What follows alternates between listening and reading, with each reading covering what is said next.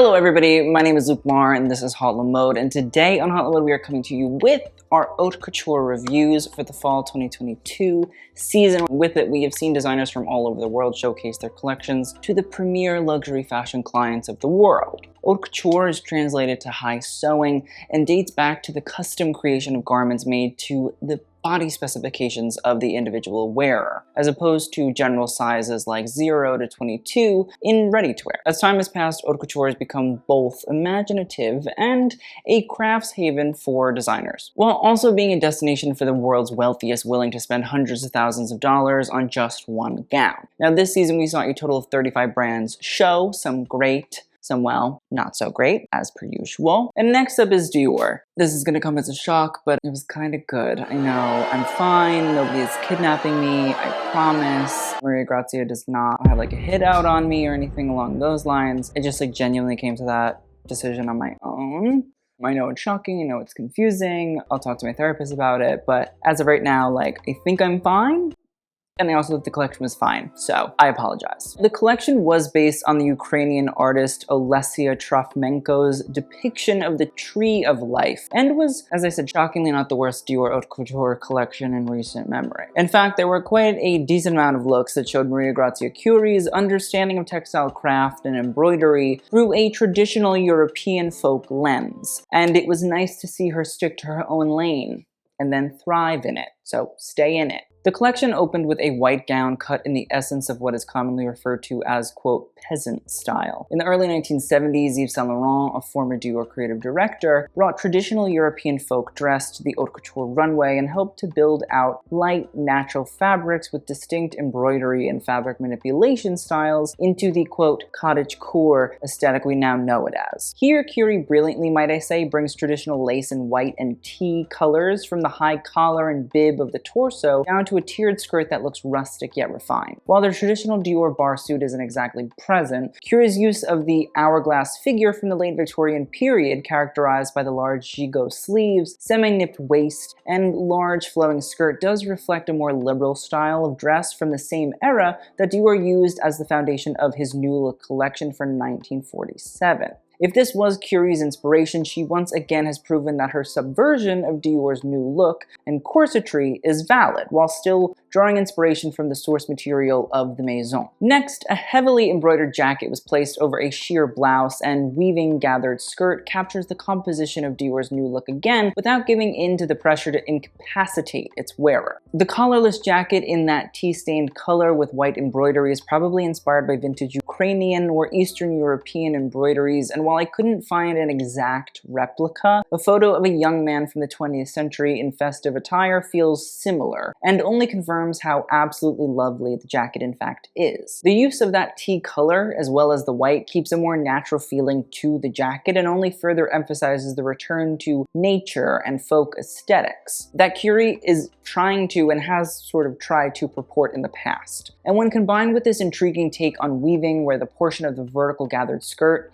has been slit so 3 horizontal strips could be shuttled underneath them, it was a really nice way to remix the texture while still keeping that handcrafted feeling. A beige dress followed, this time with square neckline, wider sleeves, and covered in intricate yet homely embroidery with delicate felt flowers and horizontal diamond appliques. The fit of the dress is fantastic, with the skirt flowing beautifully, and the square neckline could possibly be another nod to the Victorian era, where it was repopularized and again ties back to Christian Dior's own pining after the period through his hourglass silhouettes. We then have 2 trench coat styles that are most definitely hideous, and when paired over the long gowns underneath, it makes the looks feel even more questionable. Now, Dior's show notes said of these coats, elsewhere wide silk or cotton embroidered trench coats are associated with long dresses, which doesn't help either. But my one reason I'm willing to tolerate them enough to try and understand them is because I do believe more so they might reflect the peplum style tops worn over dresses in traditional Ukrainian costume. I won't say that it's a perfect explanation by a long shot, but I could give Chirui the benefit of the doubt that she might have tried to rework them into coat styles. Again, this is a conspiracy theory, but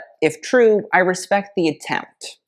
Just not the result. We then saw a trio of looser hourglass silhouetted dresses, and each had a skirt paired underneath in a traditional MGC style, which could have gone terribly wrong.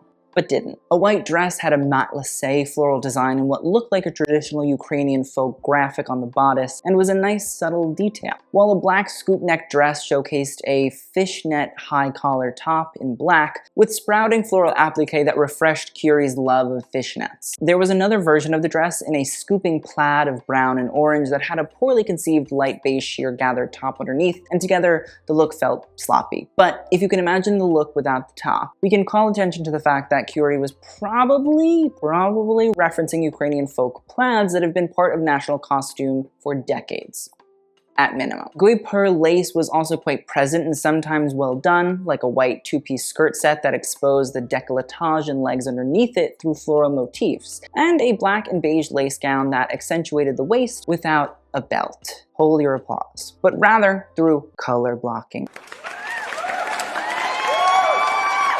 Issues came through in styles like the gold lace gown with large floral motifs with different amounts of braiding opacity, smartly creating a shading effect, but the color unfortunately felt very flat, making the guipure lace and its beauty ineffective. A red wool gown has a plunging neckline but fits rather strangely due to the tautness, and I wonder if the gathering of the shoulder where the sleeves have been sewn on might be a reference to the gathering of traditional Ukrainian folk cuffs. And whilst the color red is found throughout most traditional folk costumes, here the look is incredibly plain, which might feel more accessible to clients, but even then I doubt too many clients will be clamoring for something so simple. What followed was a lovely beige gown with ruffled collar and wide sleeves, but the geometric braiding was a feat of not only technique, but design. Chiri has made this braiding a staple since the spring 2020 Haute Couture collection, and it has served her well as the styles keep to her minimal presentation, but allow for an intricacy at the same time, which look almost like Christmas ornament silhouettes, and they move in and out of the slits on the skirt, which as they are pulled tighter help to create the gathered texture we see. It's a brilliant moment for Chiri, and I'm incredibly happy to see it. Gray skirt suits were also present, which are another MGC staple, although they are, as per usual, very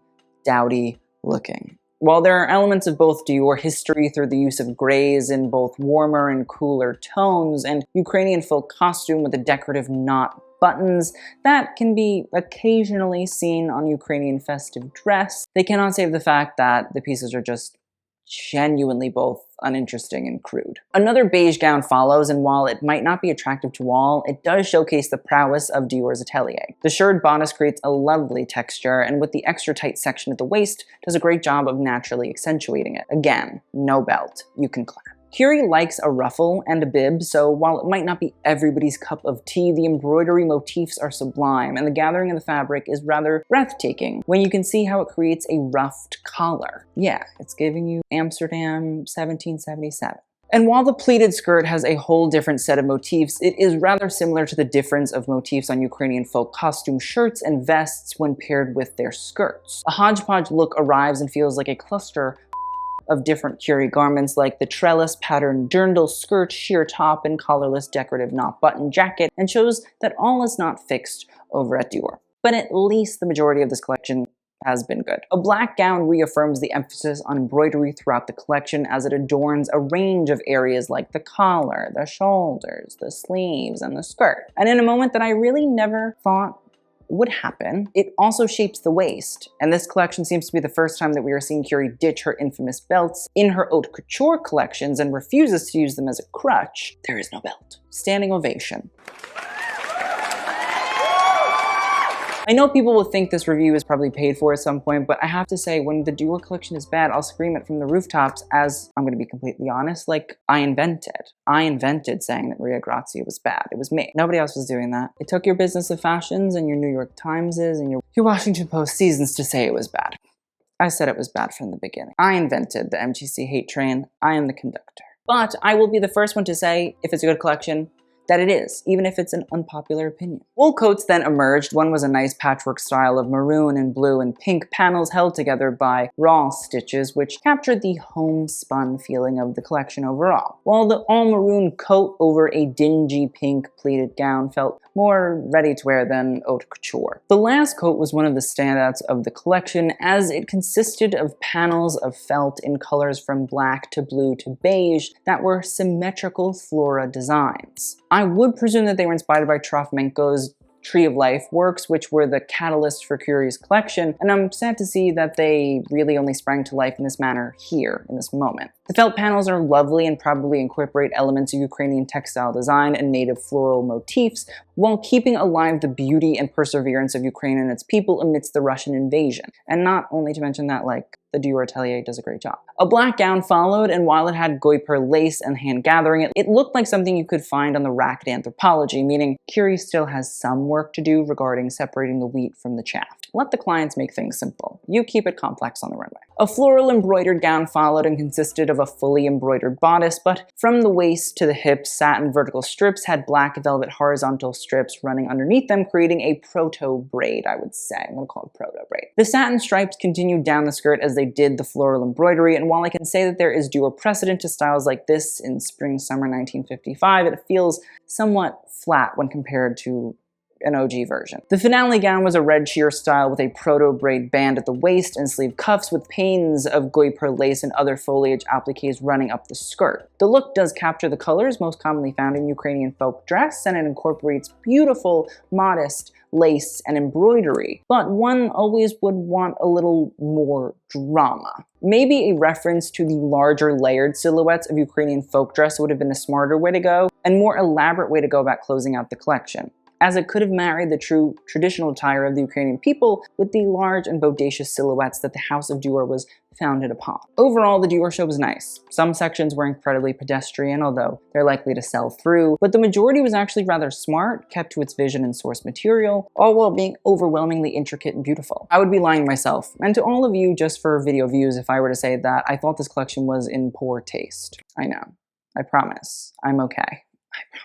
I'd love to know what you guys think of all of the looks in the comments down below. Let me know, let me tell me thoughts, opinions, comments, concerns, critiques. I will see you guys in the next video. Thank you guys so much for watching, and TTYL.